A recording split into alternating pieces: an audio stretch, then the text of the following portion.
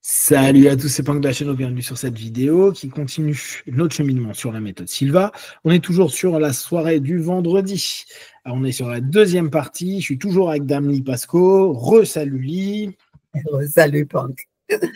Et donc là, on vous a un peu parlé de ce principe que José appelait guérison, mais on vous recadre bien tout ça, mais on vous ouvre ici toutes les possibilités, ou en tout cas les options qui parfois peuvent être incroyables dans la vie de certaines personnes. La programmation peut impliquer des actions simples comme boire du lait ou se brosser les dents comme mécanisme de renforcement pour le sujet. Ça, c'est vraiment un élément cool qu'on connaît aussi très bien en hypnose, sous le principe d'ancrage.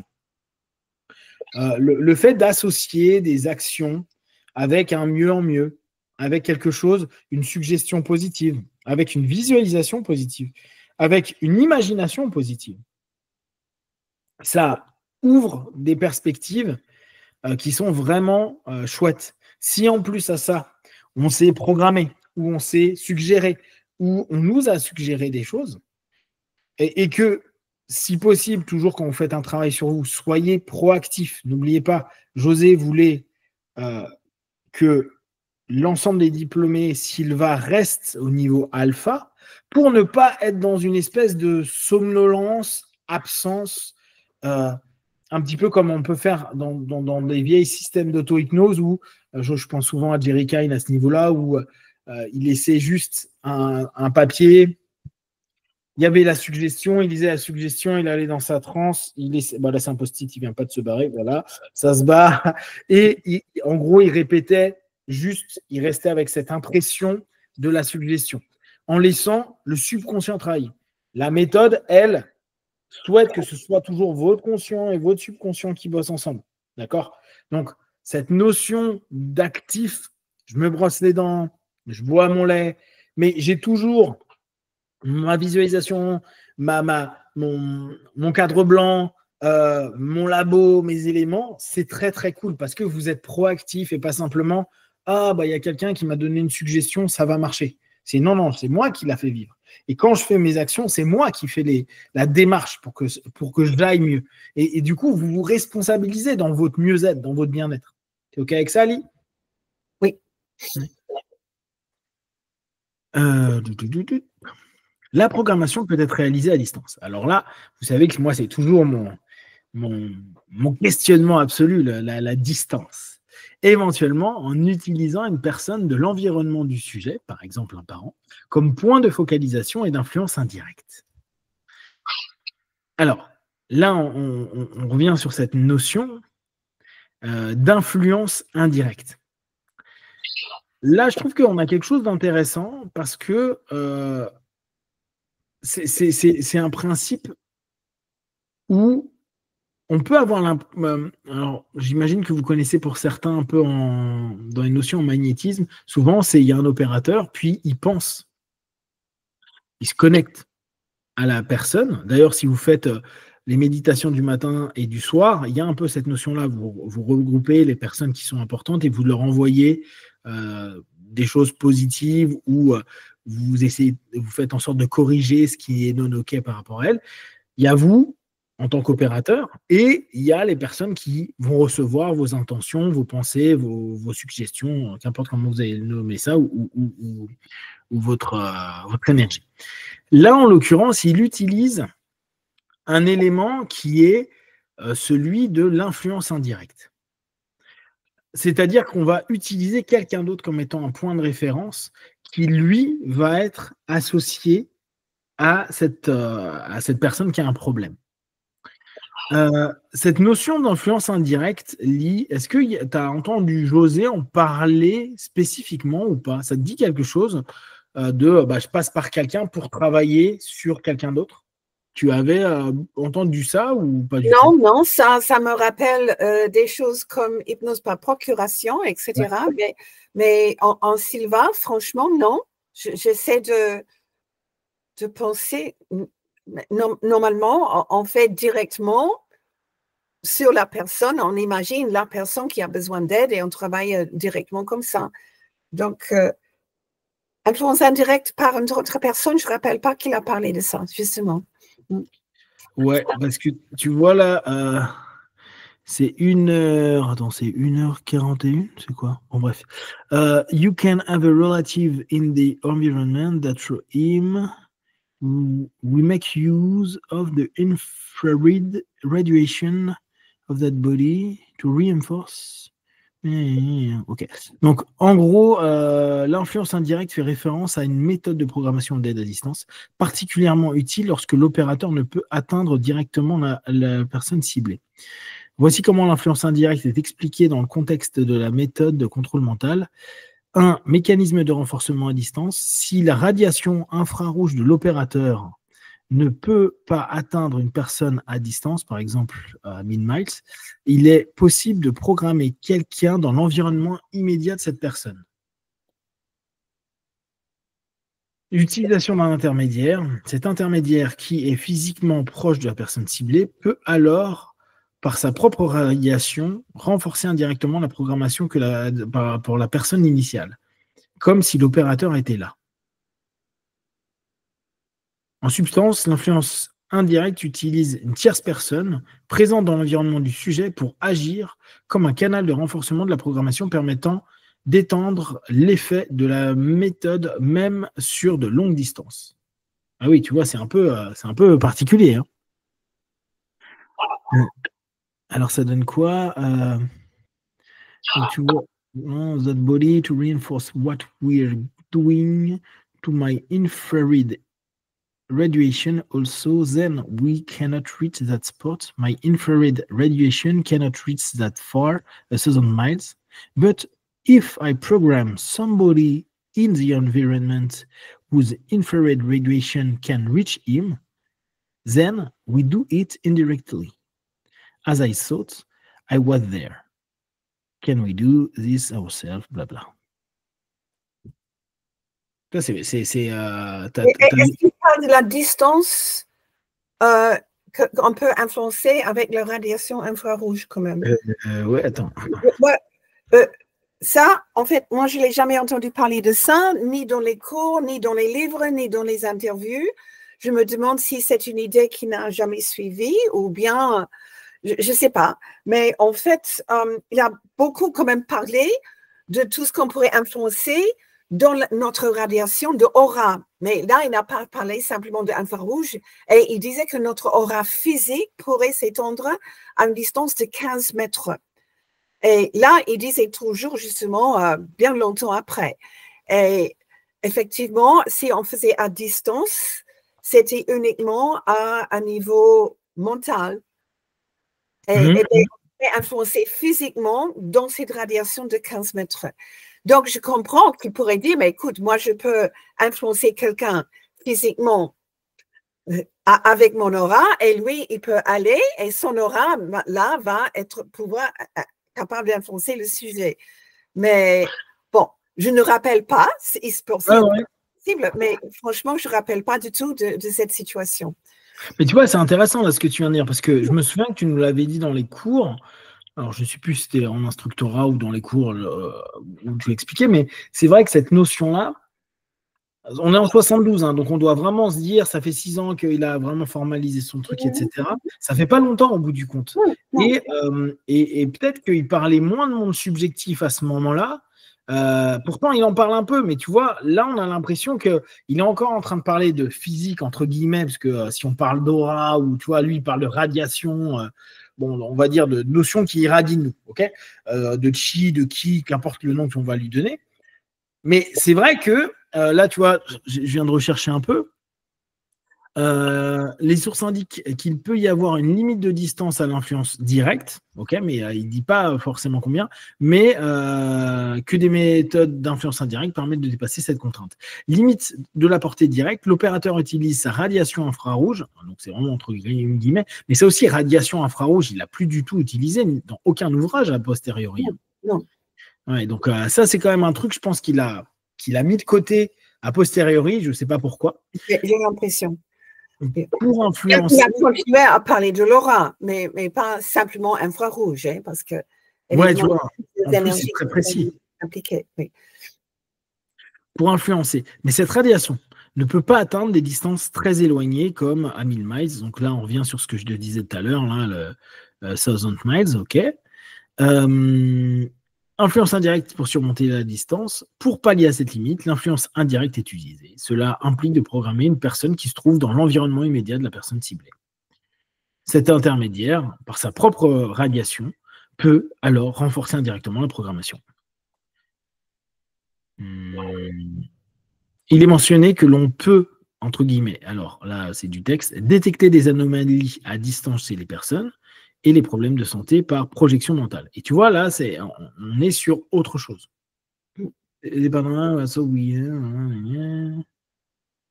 So we said, well, what we like, what kind of help we need is to prove once and for all that we can, by mental projection, detect abnormal, ok, truc anormal, at a distance in people else's problems.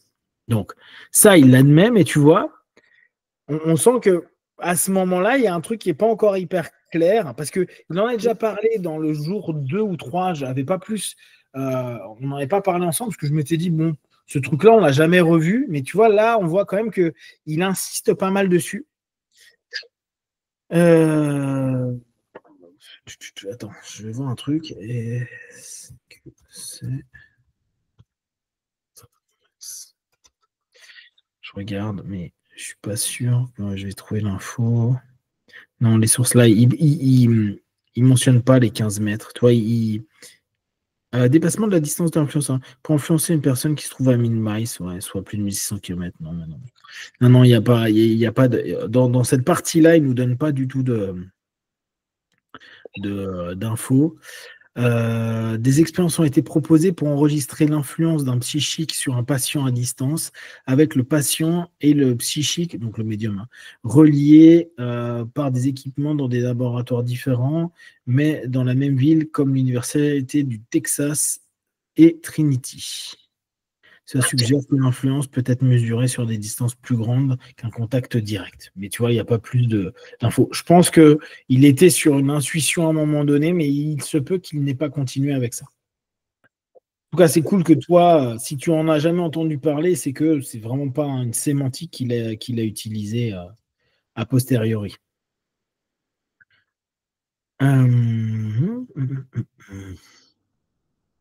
Il est suggéré que l'on peut également se programmer soi-même. Donc là, on revient sur des choses qu'on connaît très bien.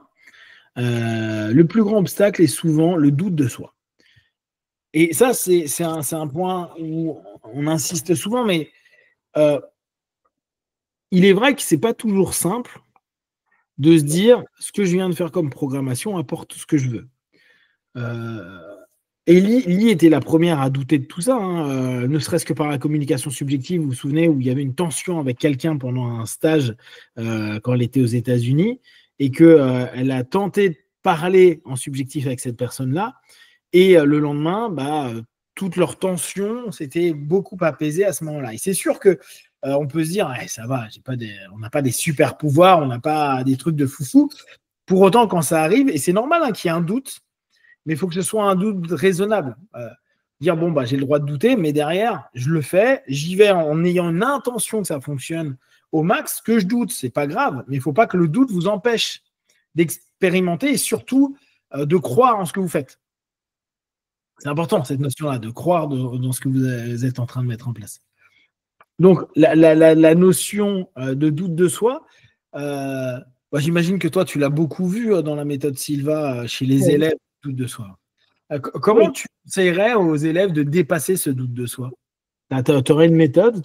Justement, ce n'est pas évident. Moi-même, j'ai eu des doutes pendant très longtemps, parce que, surtout pour la correction à distance, parce que d'une part, la partie détectée à distance, en dépit de tout, on le fait quand on fait les cas. Il y a beaucoup de gens qui étaient totalement cyniques, qui étaient époustouflés, j'entends souvent à la fin du cours, je n'en reviens pas. Donc là, il n'y a plus de doute qu'ils peuvent détecter. Mais comment est-ce qu'on peut savoir qu'on peut corriger à distance? Parce que ce n'est pas possible à prouver, parce qu'il y a tellement d'éléments qui auront pu jouer. Comme tu as dit, ça peut être l'effet placebo, mais là, la personne ne sait pas ce que tu fais. Et là, en fait, je crois qu'on ne peut jamais vraiment prouver. Tout ce qu'on peut faire, c'est le faire quand même avec l'intention, en sachant que même si ça ne fait rien du tout, au moins, nous-mêmes, on a créé une image de bonheur, de bonne santé, etc.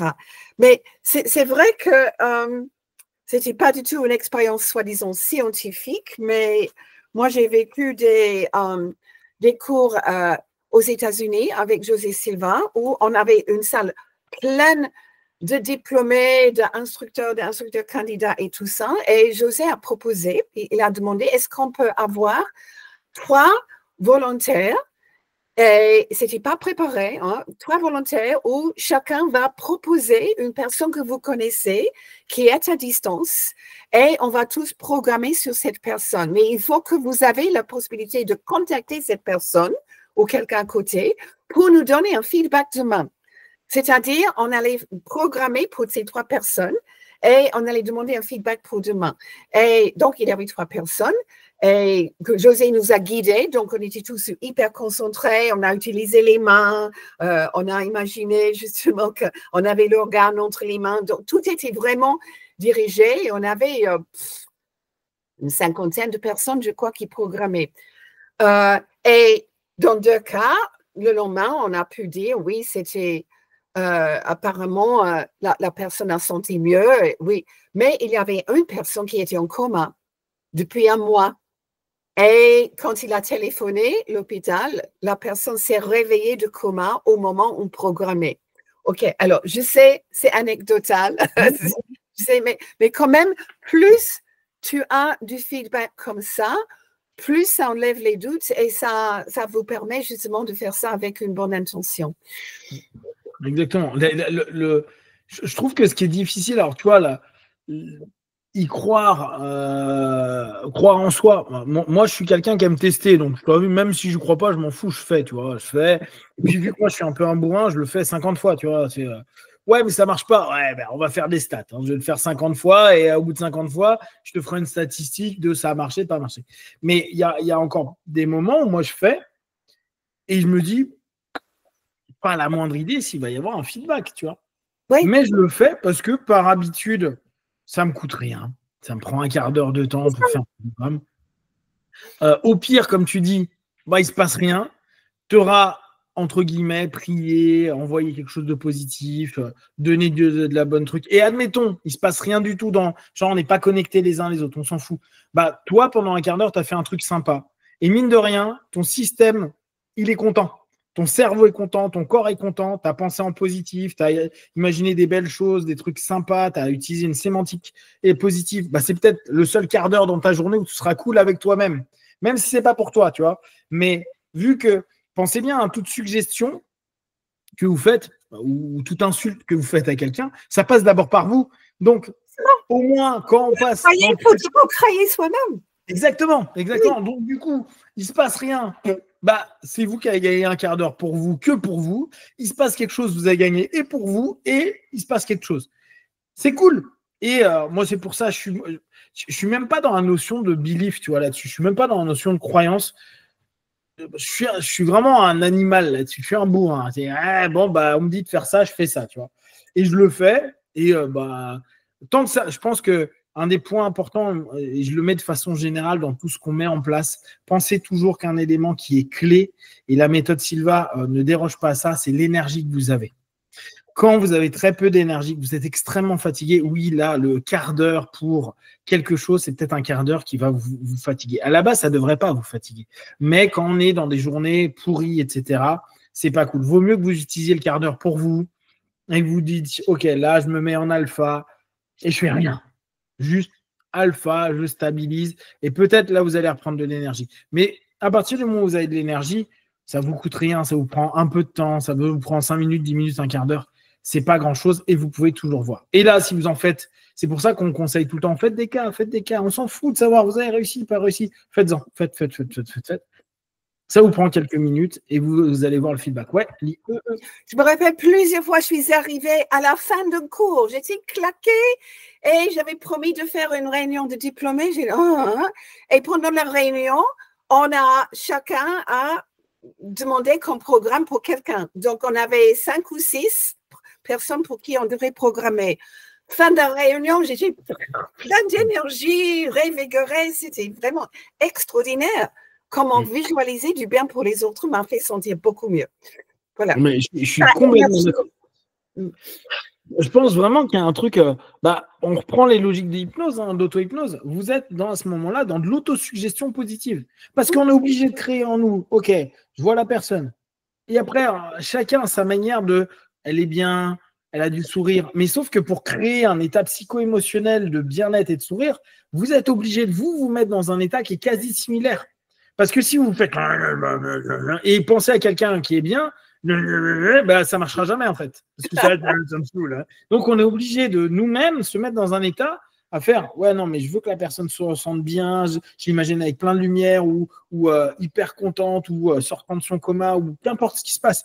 Et vous, ça vous impose, c'est le self-talk, hein, c'est de l'autosuggestion. C'est aussi un état mental qui n'est pas un état qui est saturé par des saletés qui viennent dans la tête.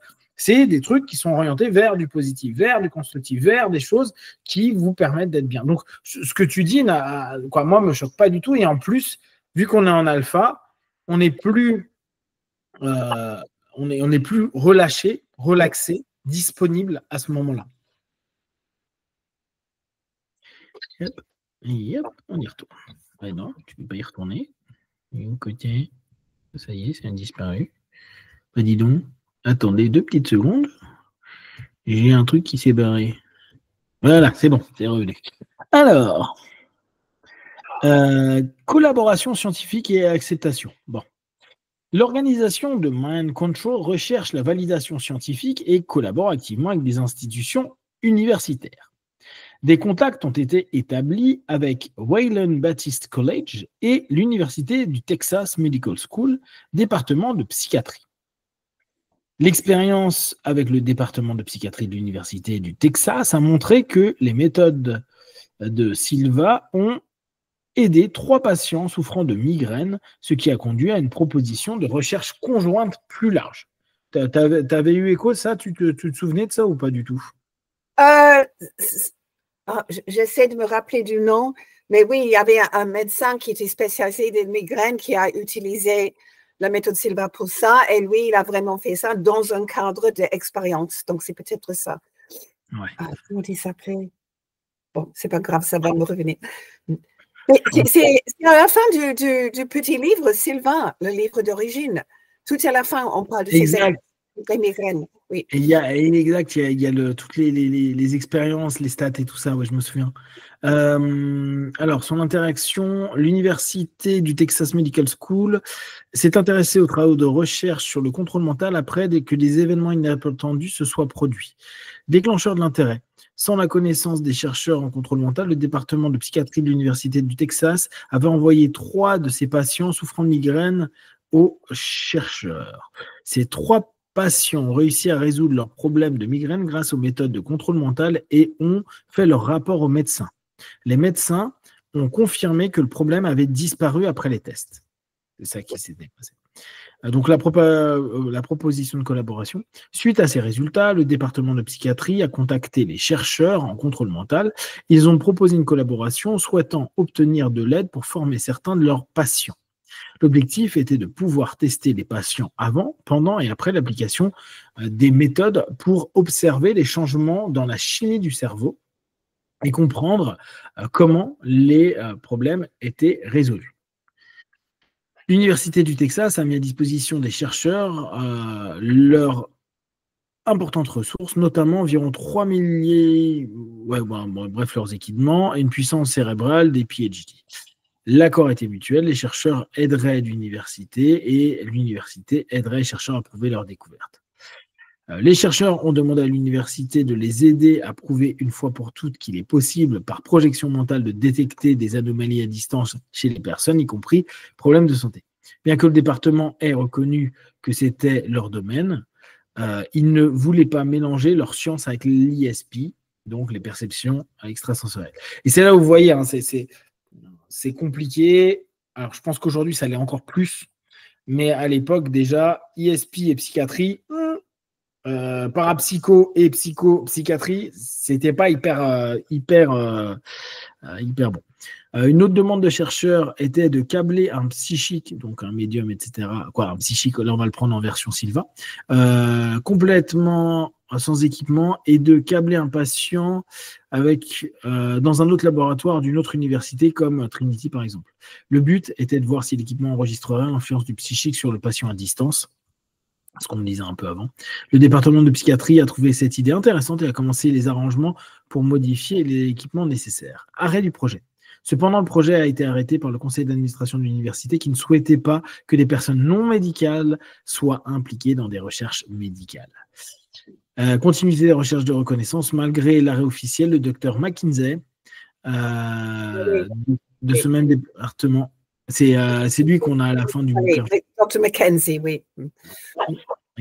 McKinsey, oui. De ce même département, a demandé la permission d'utiliser légalement les méthodes des chercheurs, donc de chez Silva. Il a continué ses propres recherches et a trouvé la méthode formidable. Le docteur McKinsey était prévu pour présenter ses découvertes lors d'une convention, marquant une première historique, un scientifique médical de niveau universitaire expliquant comment les méthodes de contrôle mental résolvent les problèmes. Il a même rédigé un article très positif sur la méthode dans le magazine Coronet. Tiens, celui-ci, il faut que je le trouve. Attends, où est-ce que c'était dans le bouquin? C'était où? Ouais, ok.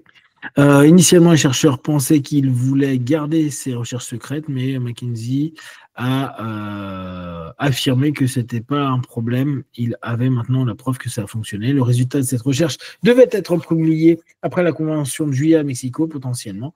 Mais bon, apparemment, il y a eu des problèmes. Voilà. Donc, tout ça, c'était pour revenir sur cette notion où on voit qu'il y avait une volonté et un lien avec l'école médicale du Texas. Et on voit aussi le problème majeur qui est que